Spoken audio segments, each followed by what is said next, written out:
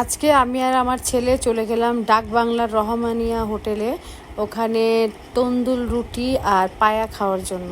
এই যে এখানে তন্দুর রুটি বানাচ্ছে, আমি যেটা অর্ডার করেছিলাম ওটাই বানাচ্ছিল, যে চুল্লির ভেতর করে বানায়, ওটা দেখতে বেশ ভালোই লাগে। আর আমার ছেলে এই যে বসে আছে। তারপর আমি ওদের তন্দুর রুটি বানানো একটু একদম লাইভ দেখলাম কিভাবে বানায়, দাঁড়িয়ে দাঁড়িয়ে দেখতে অনেক ভালো লাগছিল। রুটিগুলো বেলে বেলে কি সুন্দর করে ওর চুলের ভিতর হাত ঢুকাই দিচ্ছিল, আর ফুলে ফুলে উঠছিল রুটিগুলো। তারপর আমি চলে গেলাম ওদের কিচেনে, যে পায়া আমাকে দিবে আমি নিজে দেখে আর কি নিব, কোন পায়াটা নিব আর কি, পিসটা দেখে চয়েস করব। তাই আমাকে কিচেনে নিয়ে গেল যাতে আমি নিজে চোখে দেখে পছন্দ করতে পারি কোন পিসটা নিব আর কি। তো ওখানে যে আমার সামনে সব বাটিতে আর কি এনে এনে আমাকে দেখাচ্ছিল কোন পিসটা আমি নিব।